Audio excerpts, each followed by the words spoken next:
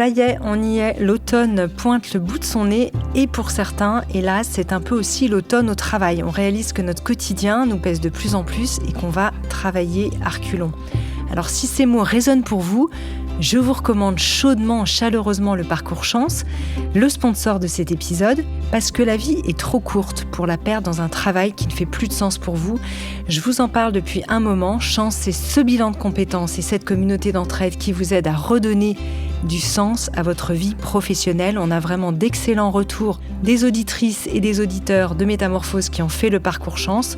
En 3 mois, vous allez pouvoir redéfinir vos objectifs, renouer avec ce qui vous anime vraiment, repenser votre travail avec l'aide d'un coach professionnel qui vous sera dédié. Et ce que j'aime particulièrement chez Chance, c'est la force et la présence de leur communauté d'entraide. C'est un collectif hyper engagé qui est à vos côtés, prêt à vous épauler et à vous ouvrir son réseau.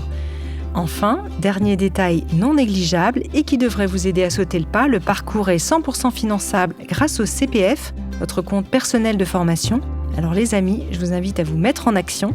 Rendez-vous sur le site chance.co pour faire le point gratuitement avec un conseiller et changer ce qui ne va pas ou ce qui ne va plus dans votre vie professionnelle.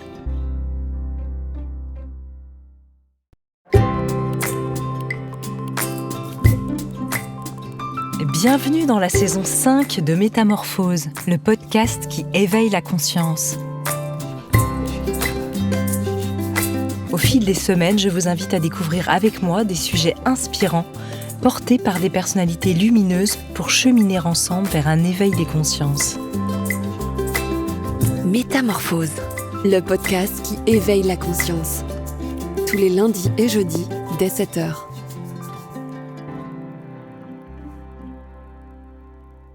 Renoncer à sa liberté, c'est renoncer à sa qualité d'homme, aux droits de l'humanité, même à ses devoirs, écrivait Jean-Jacques Rousseau dans Le Contrat social. Il est à parier qu'aucun des héros de la symphonie des monstres ne le contredirait. Le dernier roman de mon invité, paru aux éditions Robert Laffont, place l'action au cœur de l'Ukraine. Là, une petite famille est happée par un système effroyable mis en place par l'envahisseur russe et remuera ciel et terre pour sortir le jeune Valentin de cette machination. Avec plus de 50 millions d'exemplaires vendus dans le monde et 25 titres traduits en près de 50 langues, mon invité du jour est l'auteur français contemporain le plus lu. Et son dernier thriller nous invite dans une aventure qui parle de monstres, mais aussi d'espoir, de courage, de résistance et bien sûr d'amour et de liberté.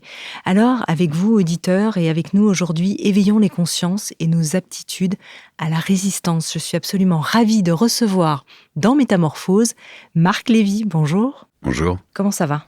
Mais bien, et vous ? Bien, bien. Je sais que vous êtes dans une grosse tournée, on en parlait un petit peu hors antenne. C'est vrai que la symphonie des monstres, il y a ce mot de monstre quand même dans le titre. Vous vous êtes posé la question de le laisser ou pas finalement quand vous avez choisi ce titre ? Je ne me suis pas posé la question, ça me paraissait évident. Il y avait un équilibre dans le titre qui me plaisait beaucoup. La symphonie quelque chose qui semble être positif, et puis presque un oxymore derrière, qui est les monstres. C'est ça. Mais parce que je crois que, comment vous dire, le chant des sirènes, finalement, c'est une symphonie des monstres. Absolument.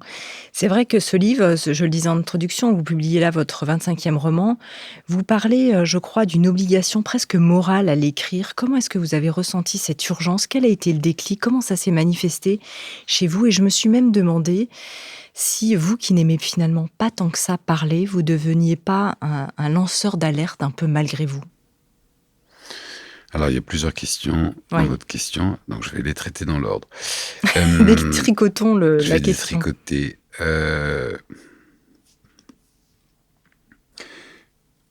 Mettre de la conscience dans son propos, c'est ce que j'ai essayé de faire dès mon premier roman. Avec une obsession, avec un désir qui était de parler de choses sérieuses sans jamais se prendre au sérieux.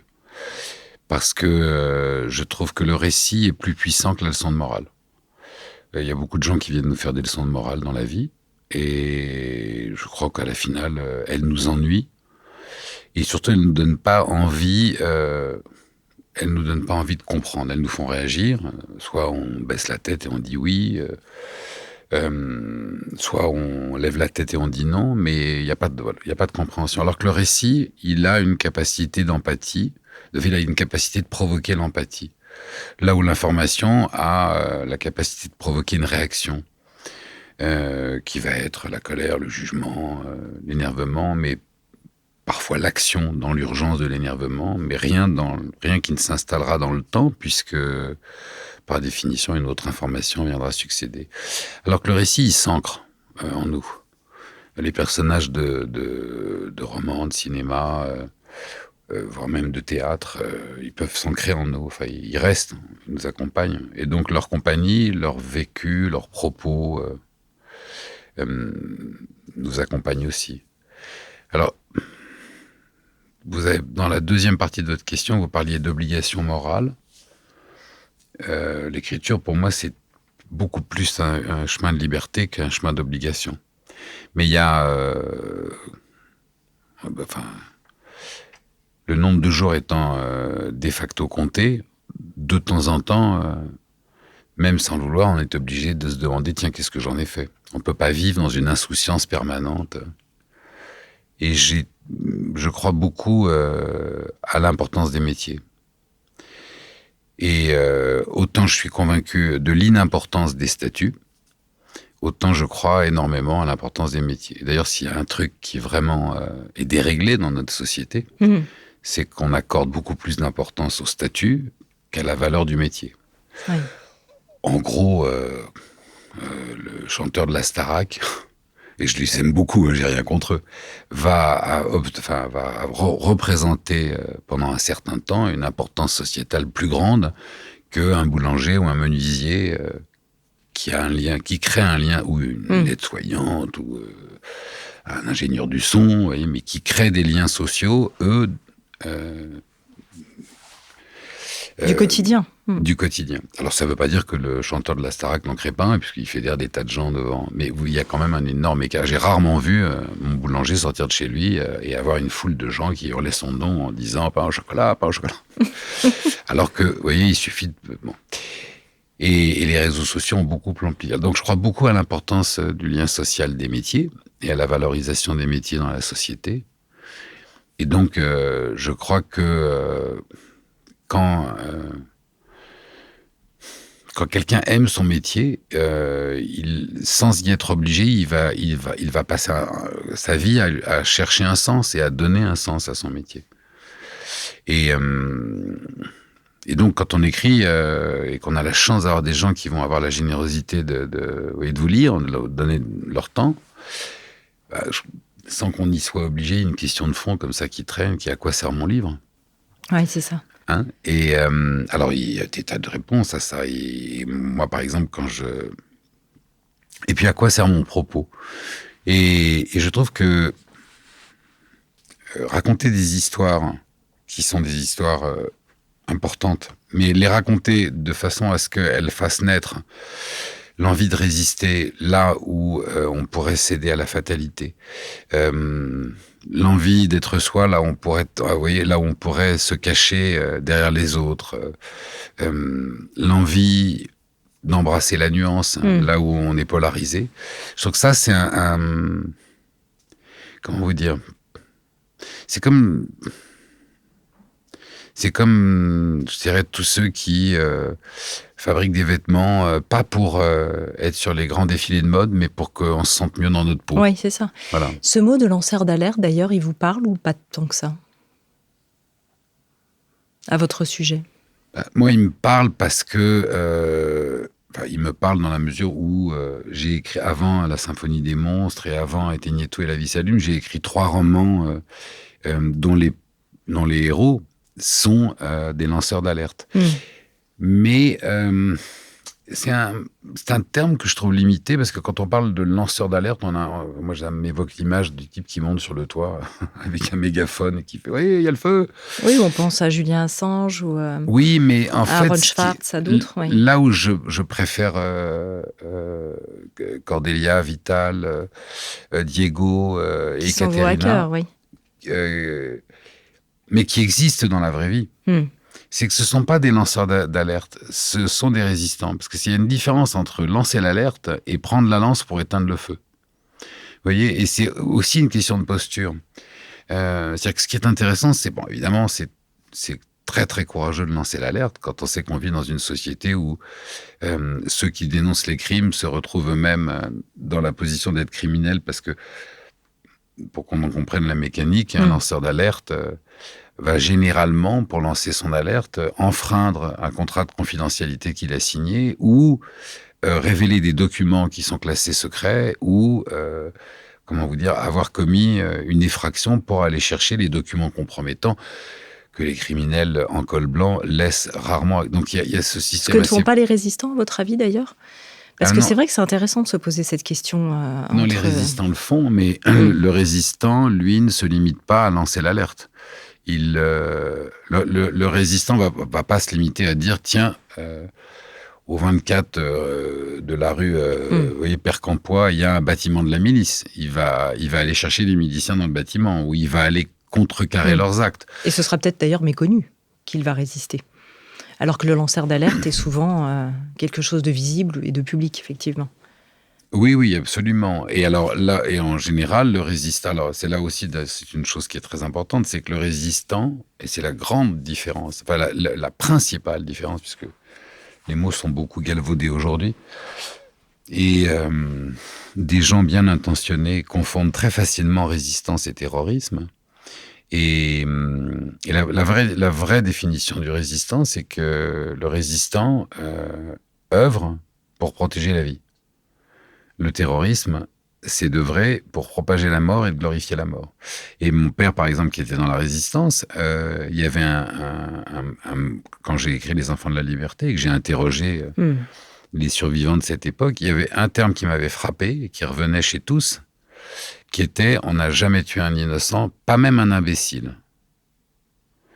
Il y a eu, par exemple, énormément d'actions que la MOI aurait pu faire et qu'ils n'ont pas faites, parce qu'il y aurait eu une victime collatérale ou un civil qui aurait été blessé. Et je pensais notamment, il y avait un procureur de la République qui avait condamné à mort un certain nombre de résistants et qui les avait fait exécuter, dont Marcel Langer. Et la résistance avait décidé de le zigouiller, pas seulement à titre répressif, mais à titre préventif, parce qu'il savait que les procureurs pétainistes n'avaient pas pour première qualité d'être courageux, sinon ils n'auraient pas été procureurs pétainistes, et donc ils savaient qu'en en zigouillant un d'eux, les autres hésiteraient à envoyer au peloton des fusillés les résistants.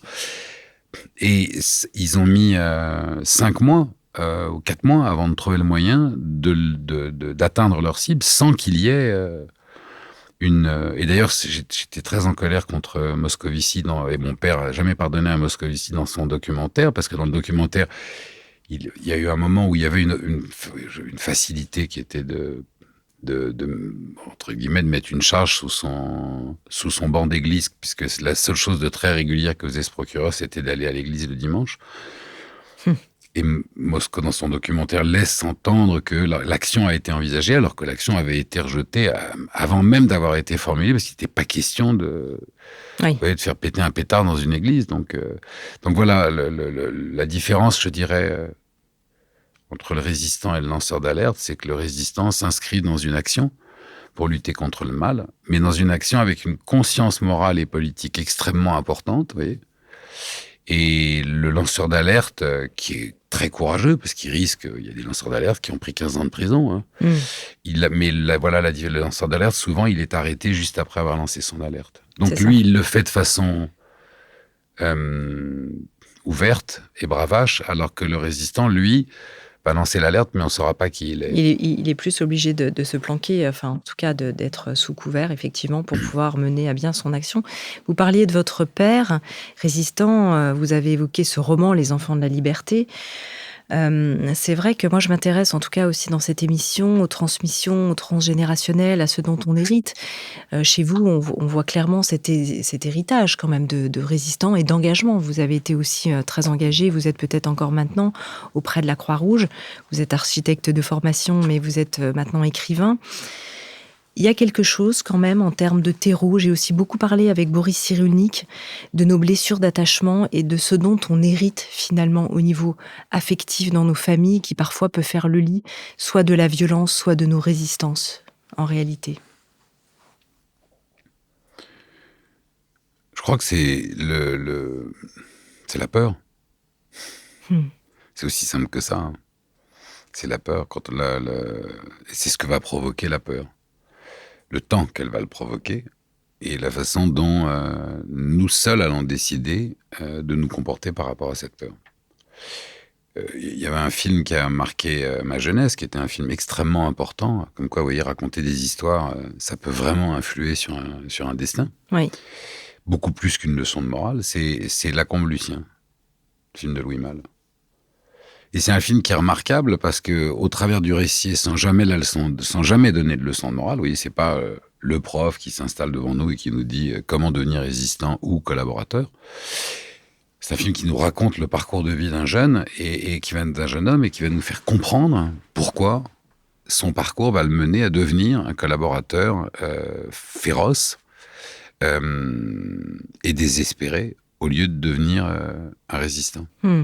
Vraiment intéressant ça, de revenir à l'origine en fait. Hein. Et ça n'est ni une carence d'intelligence, ni... il n'y a rien de... Comment vous dire l'intelligence n'existe pas au singulier. L'intelligence, c'est une combinaison d'intelligence plurielle avec beaucoup qui comprend beaucoup de paramètres. Quelqu'un peut être très intelligent et un confini.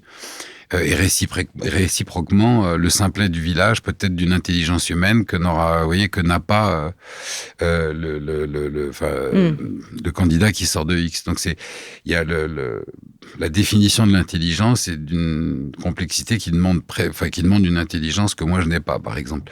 Mais je pense que l'intelligence est une somme d'intelligence plurielle. Mais là, en l'occurrence,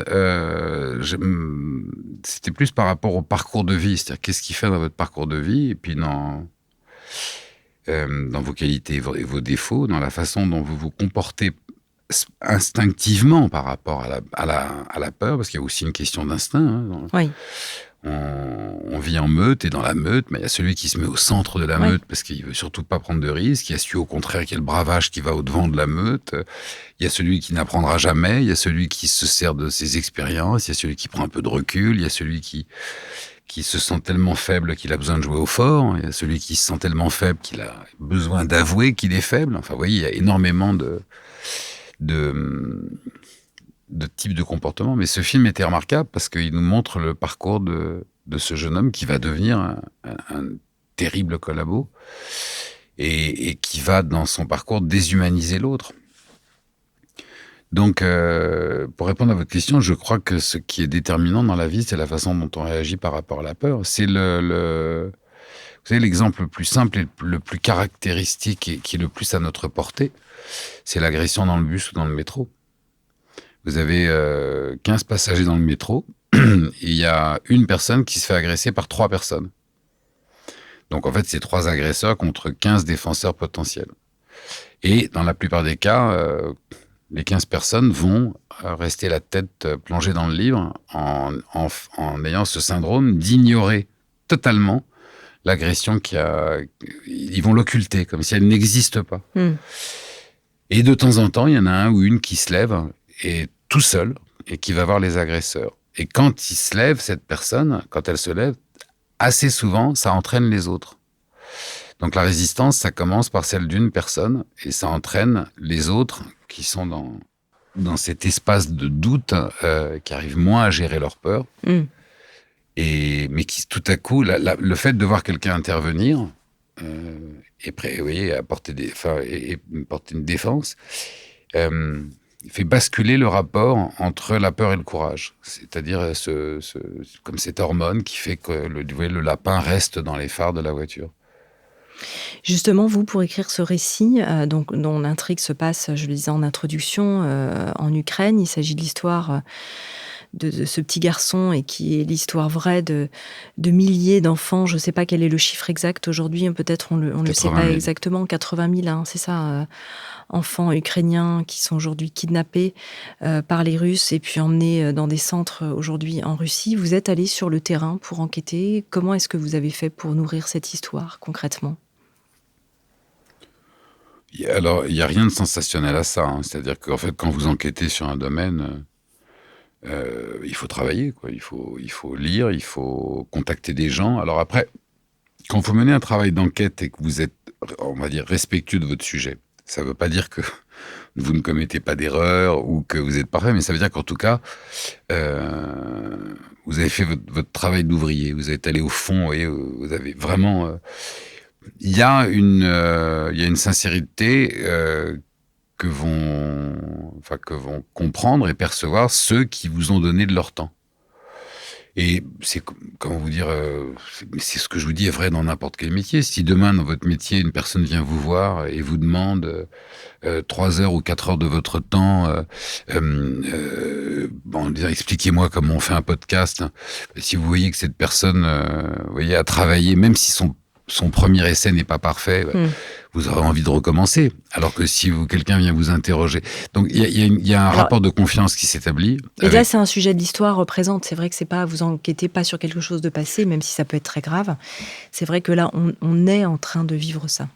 Comment vous dire, c'est mon c'est pas mon 4e d'ailleurs, c'est le 7e livre, c'est un 7e roman, entre guillemets, d'investigation. Et donc, vous créez un réseau quand même de gens et puis vous apprenez à faire des recherches. Donc, j'ai travaillé sur une documentation que j'ai su aller chercher parce qu'il y a aussi, quand on fait de la recherche, ça s'apprend, en fait, de faire des recherches. On sait où aller chercher les choses, on sait qui contacter pour les obtenir. Il y a des chaînes de gens qui sont plus disposés que d'autres à vous diriger dans la bonne direction parce que c'est comme ça un faisceau d'entraide.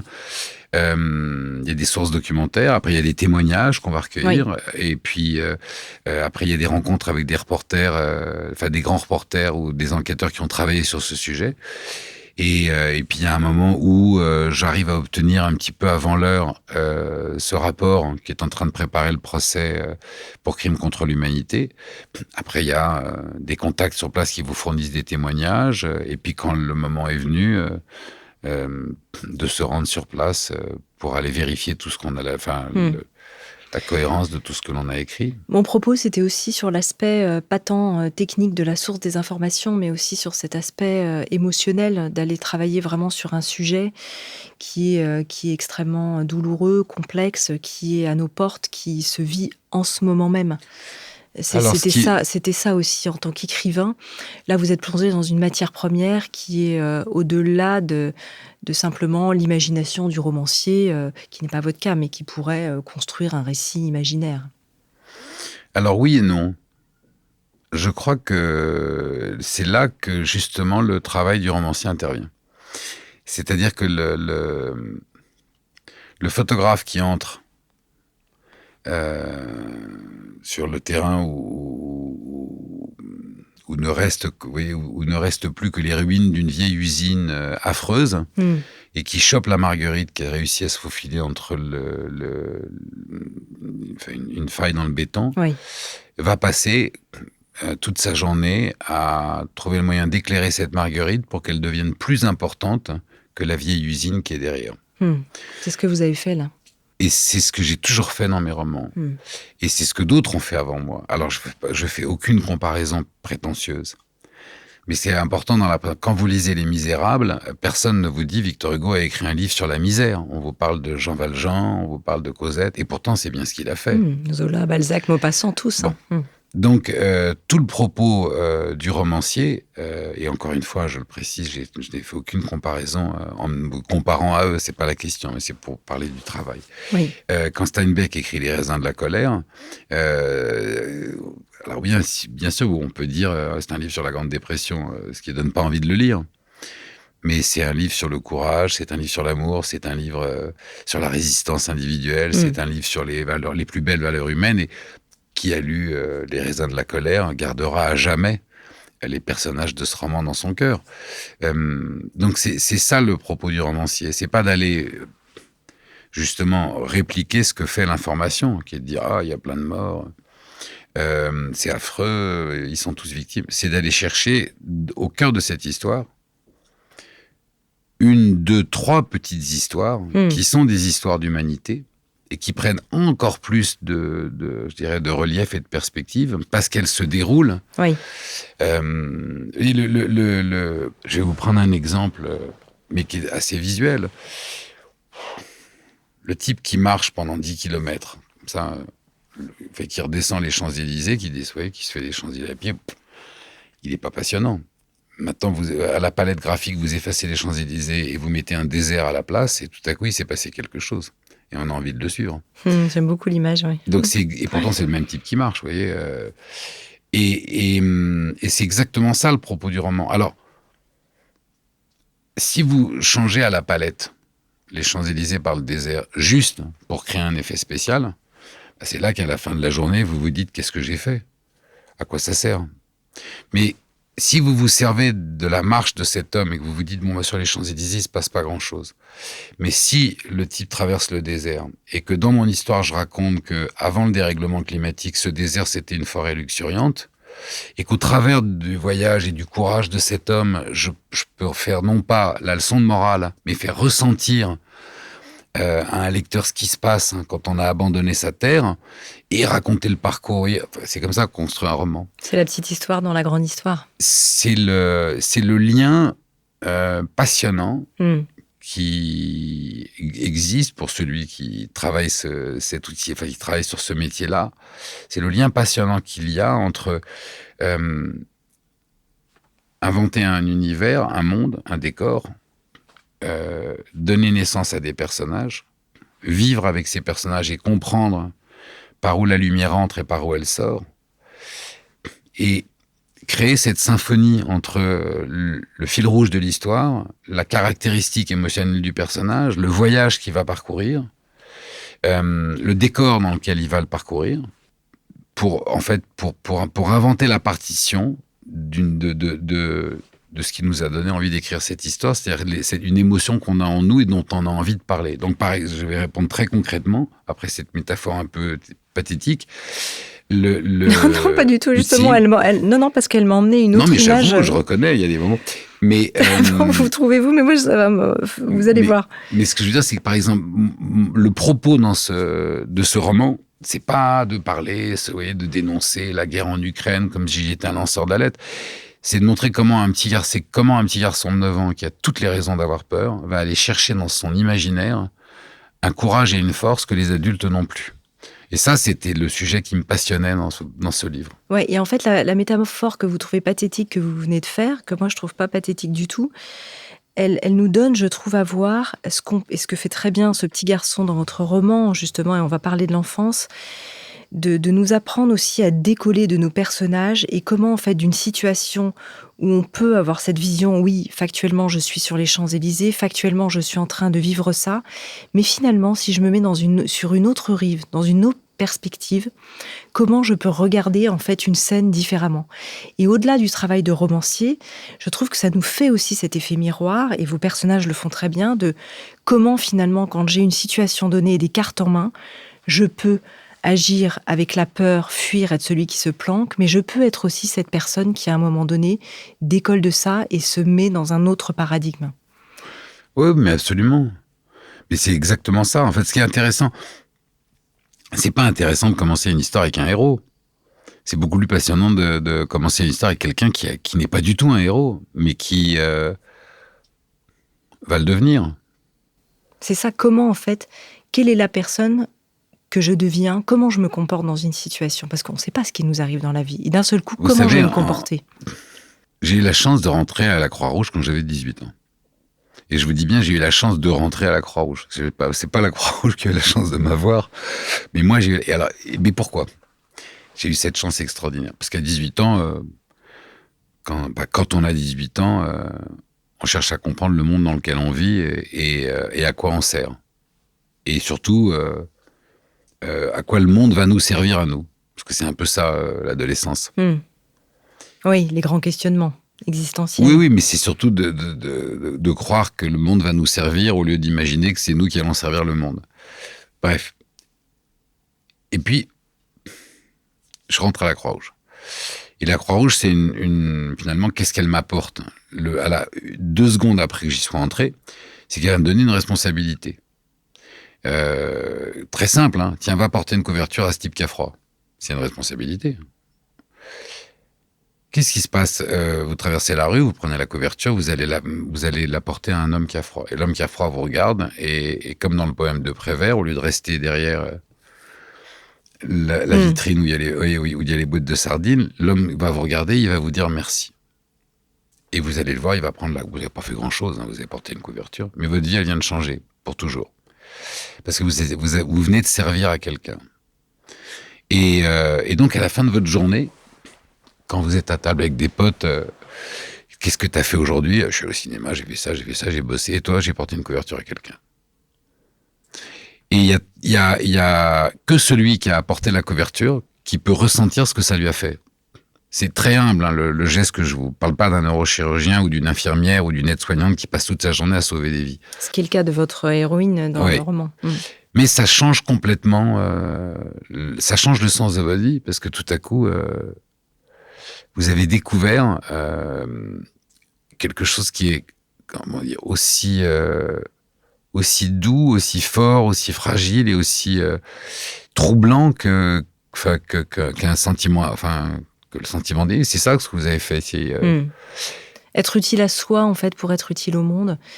Être utile aux autres, non, c'est le contraire pour moi. C'est être utile aux autres pour être finalement... pas pour être utile à soi, mais c'est être utile aux autres pour faire quelque chose de sa vie, quoi. Mais là, il voit en fait ce que lui renvoie quand il donne la couverture à quelqu'un, quand il aide quelqu'un. C'était, je repense à l'abbé Pierre, forcément. Je ne peux pas t'être utile. Toi, tu peux te mettre en marche et être utile au monde. Donc, c'est aussi quand je me sers, quand je comprends l'utilité de mon action. Parce qu'on peut être aussi, sinon, dans une posture de sauveur, dans un déni de soi, pour aider l'autre, mais sans savoir pourquoi, peut-être en réponse à une blessure finalement profonde. Alors que quand il y a ce mouvement en fait circulant, peut-être que l'action juste vient. Dans votre personnage, par exemple, de Véronica, qui est infirmière, qui est la maman de ce petit Valentin qui va être kidnappé par les Russes, on sent bien que quand elle devient finalement utile, toute sa tendresse, à ce moment-là, tout l'amour qu'elle porte en elle peut enfin s'exprimer d'une certaine manière. Mais Véronica, elle se rend service aussi à elle-même. Non, mais manière. Véronica, elle est utile. Je crois que c'est... Je l'ai pas vu sous cet angle-là. Véronica, elle est infirmière, donc elle comment vous dire, ce sentiment... Elle est au service, voilà. Ouais. Ce sentiment d'utilité, de dévotion, elle le vit au quotidien. Et en plus, c'est une infirmière... d'ailleurs, je la décris volontairement comme ça. C'est une infirmière qui a du cœur. Donc, mais même vraiment, si elle est cash. Hein. Ouais. C'est une infirmière, oui, mais c'est pas une infirmière insensible. Elle a son franc-parler. Elle a son franc-parler, mais elle est bourrée d'empathie. La douleur de l'autre ne peut pas la laisser indifférente.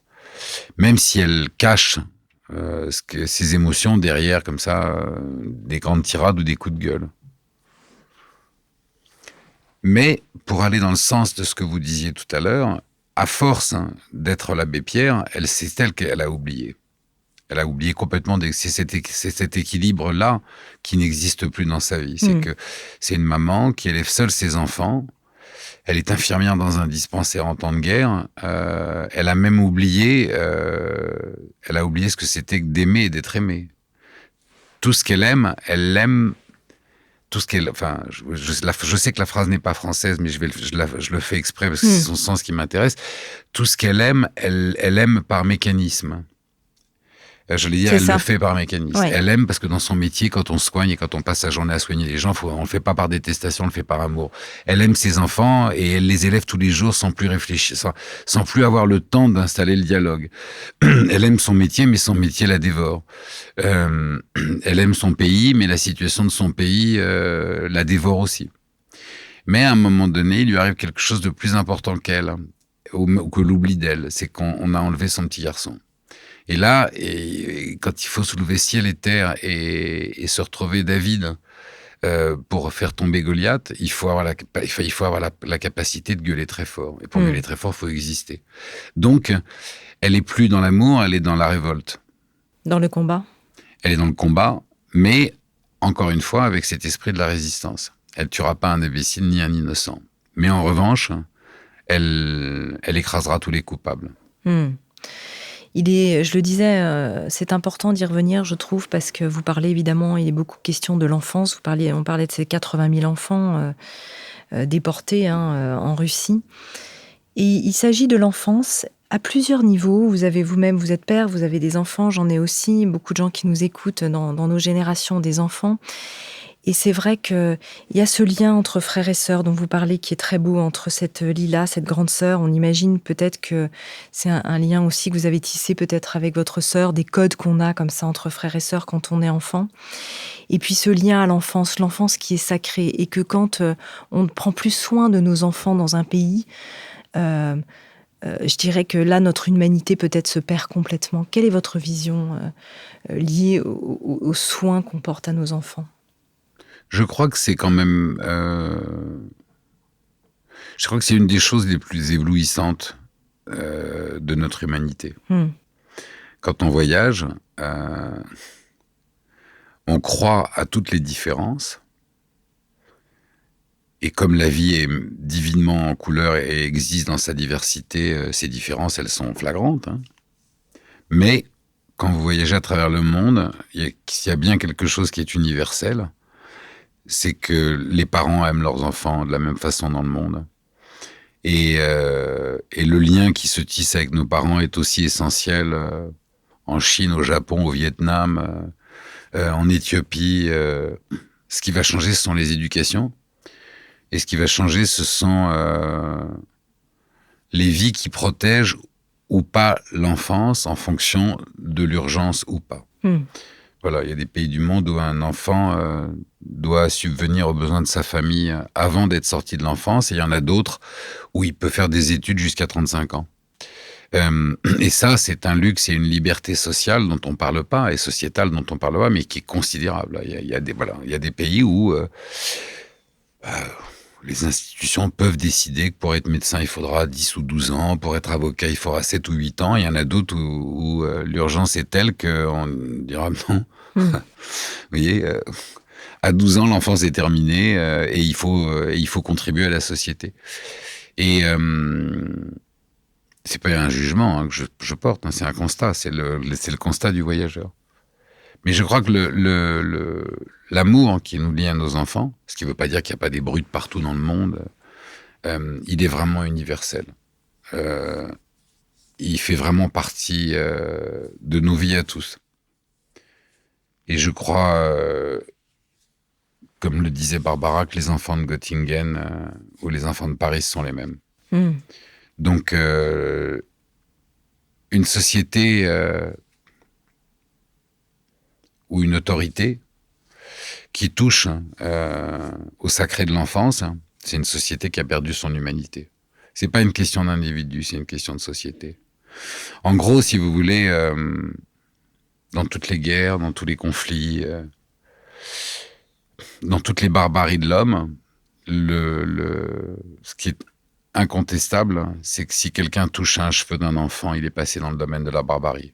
Parce que ça s'explique pas, c'est-à-dire que ça va au-delà des religions, des croyances, des divergences politiques.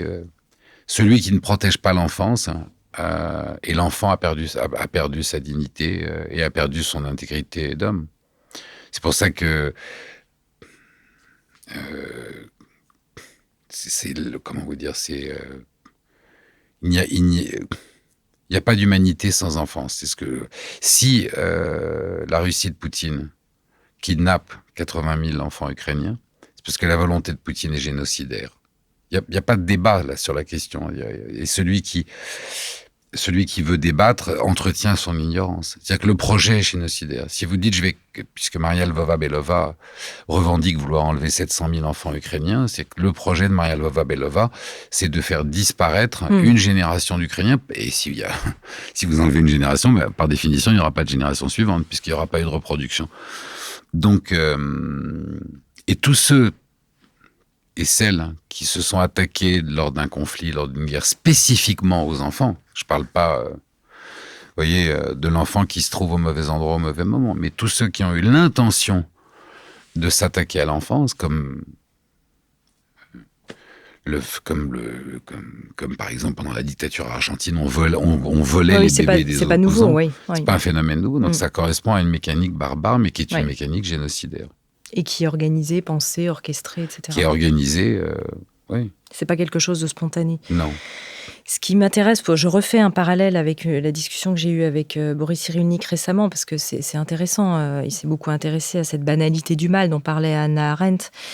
Et là, il évoquait le fait que un très bon père de famille, donc qui a cet amour universel pour ses enfants, a pu tuer et rire de la mort d'autres enfants et a commis des meurtres ce jour-là et redevenir le père de famille, le bon père de famille qui aime ses enfants. Cette question qui peut nous tarauder en tant qu'humains, comment comprendre, en fait, comment est-ce qu'on peut comprendre ça ? Est-ce que cette fameuse vision de cette...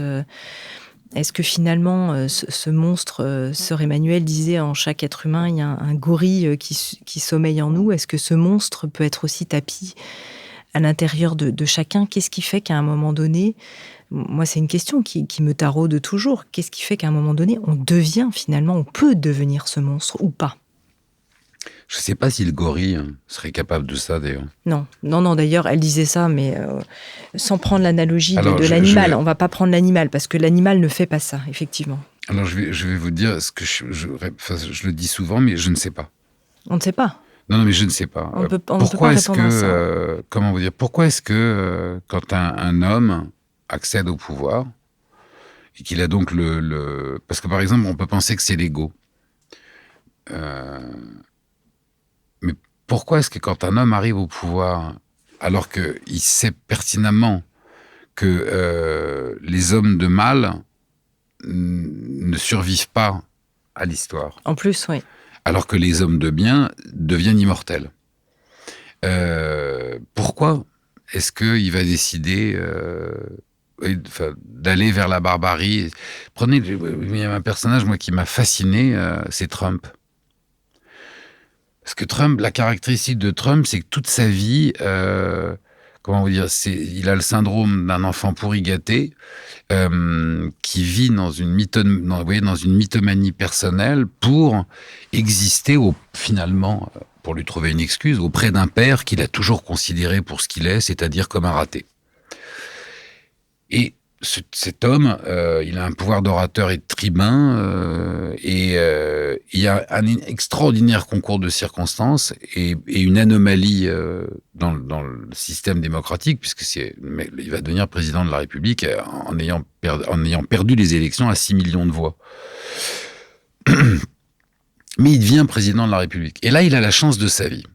C'est-à-dire que cet homme qui a toute sa vie été un loser, qui a enquillé les faillites, qui n'est riche que parce qu'il a eu un héritage colossal et que parce qu'il vit endetté, qu'il vit avec des crédits et qu'il arrive à cacher ses pertes. Il a c'est un génie de la magouille et de la déresponsabilisation, mais il n'a jamais rien construit de tangible, à part une tour qui porte son nom, mais qui est elle-même le fruit d'autres compétences. Tout à coup, par un concours de circonstances, il devient président de la République. Et là, il a la chance de sa vie et les moyens d'entrer dans l'histoire. C'est-à-dire que l'Amérique a besoin d'hôpitaux, l'Amérique a besoin d'écoles, les infrastructures de l'Amérique sont croulantes, la classe moyenne américaine est en souffrance. Il a tout, et il a derrière lui, ce qui est assez rare à l'époque, il a une majorité à la Chambre, il a une majorité au Sénat. Et il va passer 4 ans à s'enrichir. Au lieu de construire des hôpitaux, il construit un mur en béton. Et il ne va semer que la division, la haine et la colère. Et toutes ces 4 ans de pouvoir, il va les passer à narguer, entre guillemets, les forces du bien, en faisant du mal par pur provoque. Par exemple, il va aller chercher une réserve naturelle qui est un sanctuaire d'animaux pour aller autoriser dans cette réserve-là un forage pétrolier. Oui, pour ne vous donner qu'un exemple. Et dans une région du Sud où il y a une carence en écoles et en hôpitaux, il va aller vendre qu'il faut construire un mur pour empêcher. Et tout son mandat n'est que détestation et haine. Et folie humaine. Pourquoi ? On voit bien sa construction caractérielle de petit enfant. Pourquoi est-ce qu'il a fait ça ? Je ne sais pas. Il y a beaucoup de psychiatres qui se sont penchés quand même sur son cas. Non, mais Parce que ça s'explique aussi. les psychiatres trouveront des raisons, voilà. mais vous m'avez posé une question et Ouais, je suis obligé de vous répondre qu'il y a des tas de trucs dans la vie que je ne sais pas, et ça, je ne sais pas. Voilà. Ce que je trouve, pour continuer sur l'enfance, en tout cas aussi très touchant, c'est que ce petit garçon, Valentin, qui a 9 ans, qui ne parle pas, hein, il s'exprime à l'écrit en écrivant à ses proches et à tous ceux qui l'entourent. Il n'a pas la parole, il est doté d'une intelligence supérieure. Il se retrouve en fait dans une situation où il est kidnappé. On va pas dévoiler le roman, hein, vous inquiétez pas. Il a tout en fait. On lui propose finalement une nouvelle vie, le confort, etc. Et on voit bien qu'il est en résistance. En fait, il a déjà cette prescience que l'important n'est pas là, en fait, que l'essentiel, même si sa vie effectivement avait parfois, sa maman n'était pas toujours présente, son papa est parti. Enfin, il se passe des choses. C'est pas le bonheur absolu dans sa vie. Il comprend que malgré tout, tout ça, ça ne s'achète pas. Et il y a vraiment ce retour, en fait, à cette résistance intérieure, à ce retournement intérieur qui est très forte, en fait, chez ce petit garçon, dans l'analyse de son personnage. Je crois que sa mère et son père, d'ailleurs ses parents, n'ont pas eu les moyens de le gâter, mais ils lui ont fait le plus beau des cadeaux, ils lui ont donné des valeurs. Donc, alors il n'en est pas conscient, mais au moment où, comment vous dire, la peur vous prend au ventre et vous met dans les phares de la voiture, ce qui va vous sauver, c'est d'avoir des valeurs. Et donc, elles jaillissent au moment où la vie vient les stimuler, comme vos réflexes parfois vous sauvent d'un danger, et c'est pas parce que ce sont des réflexes, ils sont dès qu'ils sont stimulés, ils se produisent. Et je crois que l'ancrage des valeurs et de la transmission, hein. Oui. Non, mais c'est à ça que nous servent nos valeurs. C'est finalement les valeurs, c'est presque une veille. Il y a une veille qui est en nous et qu'est-ce qui fait qu'on passe, par exemple, puisque ça a été un sujet extrêmement important, qu'est-ce qui fait qu'on passe de la séduction au harcèlement? Vous voyez, la minute du trop. Dans n'importe quel rapport. Hein. Je ne parle pas simplement du rapport de séduction physique. Qu'est-ce qui fait qu'un geste affectif devient un geste déplacé? Qu'est-ce qui vous empêche d'être borderline? C'est vos valeurs. Vous voyez, il n'y a pas quelqu'un qui arrive en disant « Ah, attention, si la main glisse de 3 cm, ça va être déplacé. » Ou « Attention, le mot d'humour que vous venez de faire n'est plus un mot d'humour, devient un mot d'agression. » Et je ne dis pas qu'on est parfait, hein, ça arrive à tout le monde de dire une connerie ou de faire une connerie sans mauvaise intention.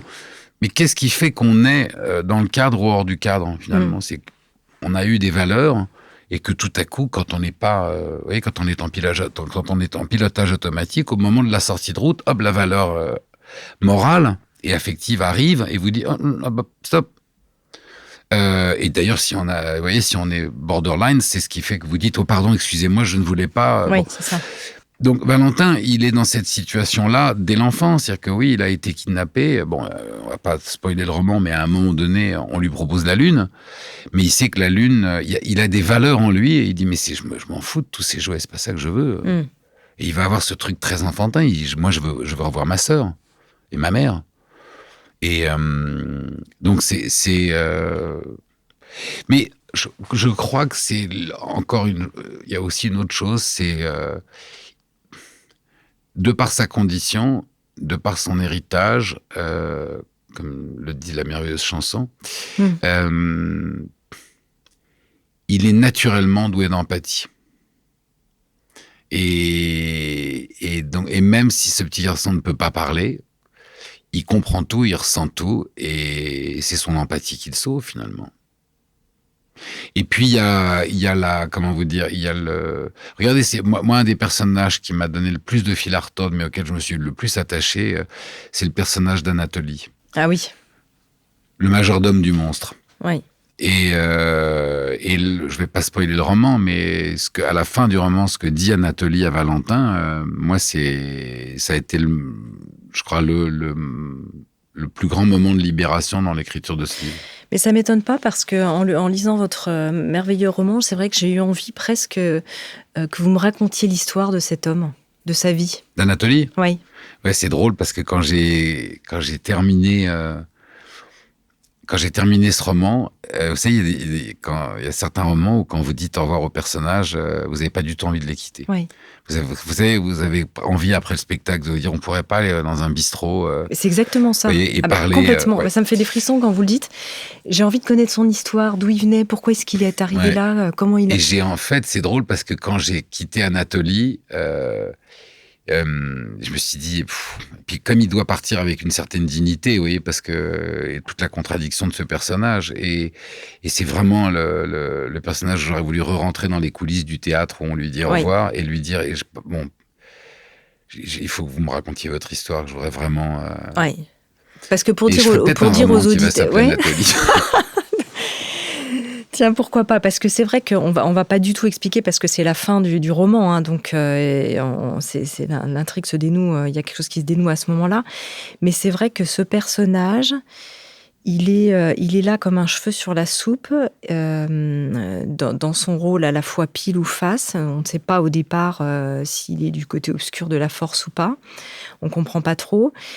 Et finalement, je trouve que ça nous met en miroir. À nouveau, ce qu'on a eu dans cette discussion, c'est comment je me comporte dans une situation donnée, en fait. Comment est-ce qu'à un moment donné, je vais... me débarrasser de ma peur et vivre. Et vivre. Ouais, c'est exactement ça. Donc moi, j'ai envie de connaître ce personnage. Ce qui est dément avec la peur, et tout à l'heure, on parlait de la barbarie et du monstre, c'est qu'en fait, l'image de la peur, c'est pas... seulement d'être paralysé devant les phares de la voiture ou d'être tremblant. Moi, j'ai par exemple, dans l'installation des régimes autocratiques et des dictatures, la peur, elle provoque des réactions de force, de colère et de dévastation terribles parce que les gens ont peur de contredire. Quand je suis allé travailler en Russie, il y a très très longtemps de ça, et que je travaillais en architecture. Donc je travaillais avec les architectes de la ville de Moscou. C'est un département de la ville qui s'appelle Mosprojekt. Il y avait une chose qui nous montrait qui était légendaire. Le bâtiment a été détruit depuis. Il y avait à Moscou un immense bâtiment qui s'appelait l'Hôtel des députés. Où tous les députés de la Douma venaient, quand ils se réunissaient, c'est là qu'ils étaient logés. C'était en fait un hôtel, vraiment, avec, je crois, 4000 chambres, un truc énorme. Et quand vous regardiez la façade de l'hôtel, la façade était de deux styles différents séparés au milieu. Un style gothique d'un côté, imaginez un pâté de maison où, au milieu vous avez deux styles d'architecture différents. Et un jour, le patron de ce projet m'explique pourquoi. Il dit parce qu'en fait, le jour où a été présenté le projet d'architecture à Staline, les architectes avaient deux idées de façade, une façade gothique, une façade grand-mère. Donc, ils ont plié la feuille en deux, comme vous voyez, et ils ont mis côte à côte les deux projets. Donc, côté gauche, c'était la façade romaine, côté droit, c'était la façade gothique. Et Staline, qui était très occupé ce jour-là, est entré dans la pièce, il a regardé, il a dit très bien. Ah, il a cru que c'était un bâtiment. Oui, il n'a pas fait attention. Et personne n'a osé lui dire, non mais attendez, très bien, ces deux projets, lequel vous préférez ? C'est-à-dire qu'une fois qu'il a dit très bien... C'est véridique, ça ? Oui, c'est vrai. Oui, et le bâtiment a été construit comme ça. Ouais. Donc, c'est pour dire que la peur peut réunir une quantité d'énergie incroyable. Anatoly, c'est un type qui est un... Bon, alors, c'est un type... paradoxalement à l'humanité débordante et qui est le majordome du monstre. Oui. Donc c'est sûr que c'est un personnage qui est passionnant, quoi. Et il y a un moment où il doit prendre, il y a un moment où il s'y attend pas, où il est soumis à un choix extrêmement important et il sait que ce choix il sait que ce choix va peut-être être plus important que sa propre vie à lui. Oui, puis tout ça, c'est aussi la trame de fond de tous vos livres. Il y a vraiment cette énergie universelle. On parlait des parents pour leurs enfants, mais il y a quand même cette énergie aussi d'amour. J'ai lu assez récemment votre précédent roman, Éteignez tout et la vie s'allume, où il est question de ces amours impossibles. Et finalement, Anatoly, c'est aussi une histoire d'amour impossible. qui semble impossible et qui finalement... Non, Éteignez tout, c'est pas sur les amours impossibles. Éteignez tout, pour moi, ça, c'est un roman... ça semble impossible au départ, entre ces deux personnages. Éteignez tout, c'est presque... la question plus... Alors, si vous parlez d'amour impossible, c'est un amour impossible avec soi-même. Et pas avec l'autre. C'est-à-dire que Éteignez tout, ça raconte la vie de cette femme, Adèle, qui ne connaît pas la femme qu'elle voit dans le miroir le matin. Mais parce que c'est elle qu'elle voit dans le miroir le matin, elle pense qu'elle ne peut plus être aimée. Oui, parce que... Et puis elle rencontre cet homme qui est beaucoup plus jeune. Et cet homme qui est beaucoup plus jeune, et qui de facto devrait être un amant impossible, la regarde, et dans son regard, elle voit une autre femme que celle qu'elle voit dans le miroir. Et toute la question, c'est de savoir laquelle est la vraie. Est-ce qu'elle est la femme du miroir ou est-ce qu'elle est la femme dans le regard de cet homme? Et pour accepter d'être la femme dans le regard de cet homme, parce que c'est ça qui compte et qui est très important, et de se détacher de la femme qu'elle voit dans le miroir, il faut qu'elle accepte de s'aimer enfin. C'est ça, c'est une question. Et je crois qu'Anatoly, il a ce même trait de caractère. Je pense qu'Anatoly, il a cédé à la peur parce qu'il a jamais pu aimer l'homme qu'il voyait dans le miroir. Et tout à coup, dans le regard de cet enfant, il voit la promesse d'être, même un instant, il voit la promesse d'être un autre homme. Un homme qui pourrait enfin aimer. Et c'est ce que j'essaie de dire dans les 4 lignes, quand je dis que tout à coup, dans le regard de Valentin, il voit un espoir qui peut être plus grand que sa propre vie. Et quand ça vous arrive, je crois, dans votre vie, c'est un cadeau extraordinaire. Quand tout à coup, dans le regard d'un autre, vous voyez quelqu'un de plus aimable que ce que vous n'avez jamais cru être. Ça, c'est probable. Vous voyez, quand on parle du sacre de l'enfance, c'est une des plus belles choses de l'enfance. Quand vos enfants, d'ailleurs pas seulement les vôtres, quand des enfants vous regardent, vous représentez tellement de choses pour eux. Moi, j'étais avant-hier dans une classe où il y avait une 50aine d'élèves. Je faisais une visio avec plein de classes. Et j'étais tout petit devant eux. Mais vraiment, j'étais tout petit devant eux. Et c'était... mais il y avait tellement de promesses d'humanité dans leurs questions, dans leurs regards. Alors ça vous oblige, vous voyez, quand vous vous sentez tout petit devant eux. Mais c'est pas ce qu'on fait tous les jours avec nos enfants. C'est parce que vous avez... Moi, je suis tout petit devant mes enfants. Et je suis obligé de jouer dedans. Ce sont des maîtres pour nous, hein. Non, c'est des leçons, ouais. Des maîtres de sagesse. Oui. Des maîtres de sagesse. Oui, mais c'est ça qui est magnifique. C'est que ce sont des maîtres qui vous donnent jamais de leçons. Ah bah, c'est là où est le maître. Hein, ouais. C'est des maîtres, le vrai maître, il est là. C'est des maîtres qui vous demandent de leur apprendre des choses. Et donc... Tous les grands maîtres, d'ailleurs, de sagesse de l'humanité peuvent être des types très simples ou des femmes très rigolotes, humbles et qu'on ne voit pas parce que justement ce sont des grands maîtres. Mais c'est sûr que... Je me souviens, j'ai un souvenir comme ça, quand j'étais avec mon fils aîné qui était... Enfin à l'époque il avait 5-6 ans et j'étais séparé de sa maman et je vivais célibataire. Et à un moment donné je suis arrivé, vous savez, au moment du renoncement, c'est-à-dire au moment où vous dites, bon... Oui. Le grand amour, ça n'existera jamais. Et finalement, il ne faut pas mettre la barre trop. Il faut se contenter de ce qu'on a. Et je me souviendrai, je suis rentré dans sa chambre parce qu'il dormait et je l'ai regardé dormir. Et il y a un truc. Et quand je l'ai regardé dormir et que je le regardais comme ça avec toute cette bouffée d'amour qu'il y avait à l'intérieur, je me suis dit, mais en fait, t'es complètement idiot, quoi. Évidemment que le grand amour, ça existe. Et si on est capable d'aimer nos enfants avec cette force et de façon totalement inconditionnelle, pourquoi on ne serait pas capable de le faire avec des adultes? Bien sûr.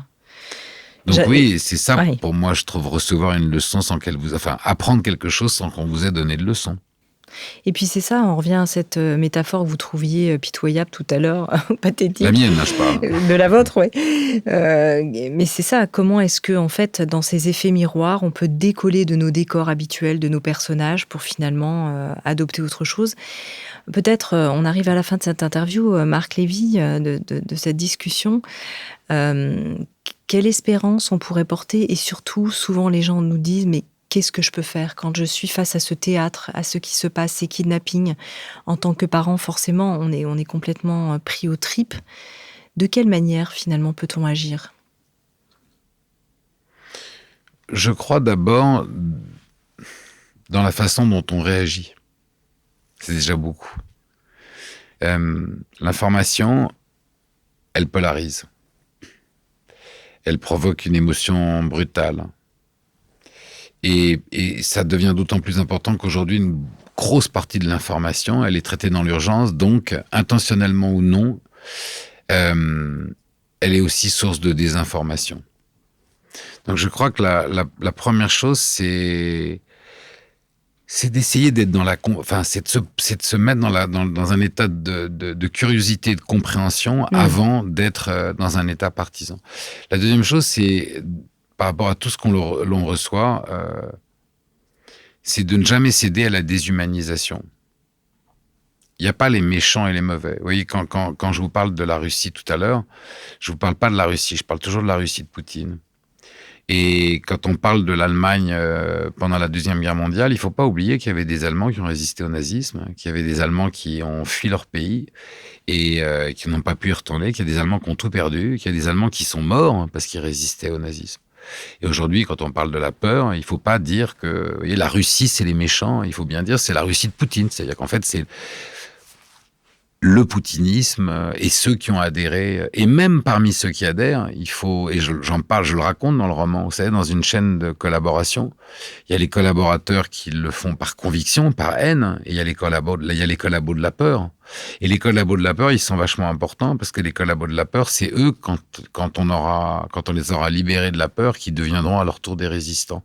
Parfois même avec une ferveur redoublée, pour se faire pardonner et se pardonner à eux-mêmes, d'avoir cédé un temps à la peur. Donc c'est ce qui est le plus important, c'est de se dire le type d'en face, c'est un être humain. Votre livre peut être publié là-bas finalement ? Alors il est censuré, mais on s'est arrangé avec des réseaux de résistance pour que la traduction, qui va être terminée dans un peu moins d'un mois, soit mise en libre accès. En libre accès sur Internet, et on va même s'arranger pour distribuer clandestinement la version papier. Et pourquoi je fais ça ? Parce que c'est dans le même état d'esprit, c'est-à-dire que c'est prétentieux d'y réveiller les consciences parce que j'ai pas ce pouvoir-là, mais faire ressentir, c'est... Je vais reprendre l'exemple du métro. Vous savez, vous êtes dans le métro et il y a une femme qui se fait agresser ou bousculer. Ou dérangé, et vous avez peur, et ça vous emmerde, vous n'avez pas envie de prendre de risques, alors vous restez le nez dans votre livre. Relevez la tête et dites-vous, cette femme, c'est ma sœur. Cette femme, c'est ma mère. Cette femme, c'est ma fille. Cette femme, c'est moi. Et là, à ce moment-là, vous vous dites, qui va lui venir en aide ? Et là, tout à coup, ce que ça provoque, c'est que ça vous donne l'envie de vous lever. Et comme l'agresseur est toujours un lâche, parce que si on n'est pas lâche, on n'a pas besoin d'être agresseur, alors vous avez fait quelque chose de votre journée. Et quand vous me dites qu'est-ce qu'on peut faire, parce que vous dites, bon, il y a des enfants qui sont en Ukraine, qui sont kidnappés, puis c'est loin de chez moi. Ces enfants, c'est les nôtres. Parce que comme le disait Barbara, de Paris à Göttingen, les enfants sont les mêmes. Et il ne s'agit pas simplement de vous indigner, il s'agit de le dire haut et fort, je ne suis pas d'accord. Hier, avant-hier, il y a un monsieur qui m'a écrit un long mail, parce qu'il aime beaucoup Poutine et qui vit dans cette bulle que ce que je raconte, c'est de l'intox. En fait, je suis content qu'il m'ait écrit cette lettre. Et je pourrais très bien lui répondre avec agressivité, vous êtes un imbécile, vous n'avez rien compris. Mais je suis vraiment content que mon livre l'ait dérangé, au point qu'il ait eu besoin de m'écrire. Parce que finalement, j'ai fait d'une certitude un doute. Et comme disait un grand penseur, vous n'êtes pas obligé de penser comme moi, vous n'êtes pas obligé de dire les mêmes choses que moi, mais moi je me battrai toute ma vie pour que vous soyez libre de le dire. Donc c'est ça, qu'est-ce qu'on peut faire pour les enfants d'Ukraine et pour les Ukrainiens qui meurent en ce moment pour notre liberté à nous, leur dire qu'on sait qu'ils sont là et leur dire qu'on les aime. Parce que c'est quand vous êtes dans la résistance, ce qui vous épuise, c'est le sentiment de solitude. Et le simple fait de savoir que d'autres sont là, c'est déjà énorme. Vous savez, c'est déjà énorme. C'est exactement... c'est ça l'étincelle d'humanité, je crois. Oui, vous m'avez mis beaucoup presque les larmes aux yeux avec ce livre, parce qu'il y a aussi ce courage aussi chez vous de dire, finalement, on va le faire et on va le faire diffuser là-bas pour qu'il soit accessible. On sait qu'il y a beaucoup de censure en termes d'information même si on en a d'une autre manière dans nos démocraties. Mais en tout cas, le fait de savoir que le livre va circuler aussi comme ça, je trouve que c'est extrêmement touchant. Donc, merci infiniment aussi pour ça, Marc Lévy. Merci d'être venu faire un tour dans Métamorphose pour parler peut-être aussi un peu d'une autre manière de ce livre qui vient tout juste de paraître aux éditions Robert Laffont et qui s'appelle La Symphonie des monstres. Il est juste à côté de nous dans le studio de Métamorphose. On peut retrouver évidemment toutes les informations sur vos précédents livres, sur votre site internet marclevy.com, évidemment tous vos réseaux sociaux. En tout cas, merci infiniment. Merci à vous. Si vous avez aimé ce podcast, n'hésitez pas à lui donner 5 étoiles sur Deezer et surtout abonnez-vous gratuitement sur votre plateforme préférée pour ne manquer aucun épisode. Découvrez mes invités en avant-première sur Instagram à l'adresse Métamorphose Podcast et abonnez-vous aussi gratuitement dès maintenant à la newsletter Métamorphose pour être au courant de nos conférences, ateliers et de nos dernières actualités. Pour ça, rendez-vous sur notre nouveau site www.métamorphosepodcast.com. Métamorphose, le podcast qui éveille la conscience.